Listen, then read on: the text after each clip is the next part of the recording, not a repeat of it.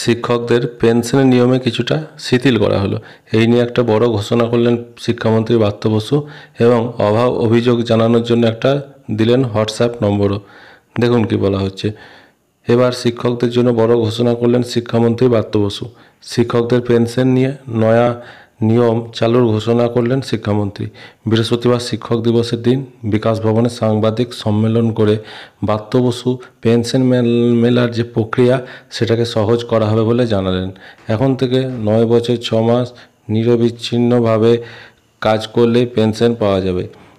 শিক্ষক শিক্ষিকারা 10 বছরের বেশি কাজ করলে তারা পেনশন পাওয়ার যোগ্য হন। নিয়ম অনুযায়ী 10 বছরের থেকে 6 মাস কম হলেও তাদের মার্জনা করে পেনশন দেওয়া হয়। অর্থাৎ 9 বছর 6 মাসের বেশি নিরবিচ্ছিন্নভাবে কাজ করলে তবেই পেনশন দেওয়া হতো শিক্ষক শিক্ষিকাদের। কিন্তু এতদিন বিদ্যালয়গুলি সেটি করতো না, ফলে তাদের ন্যায়ালয়ে ঘুরতে হতো। এই প্রক্রিয়াটি এখন সহজ করা হলো। এবার থেকে যারা 10 বছর নিরবিচ্ছিন্নভাবে কাজ করছে তাদের পেনশনের জন্য আদালতে আর যেতে হবে না। যোগ্য ব্যক্তিকে নির্ধারণ করে অবসর ভাতা দেওয়া হবে।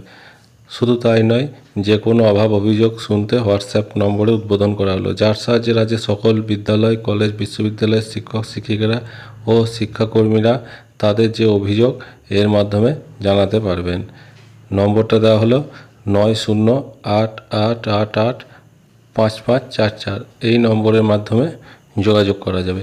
একটি দল গঠন করা হয়েছে যারা বিষয়টি তদারকি করবে।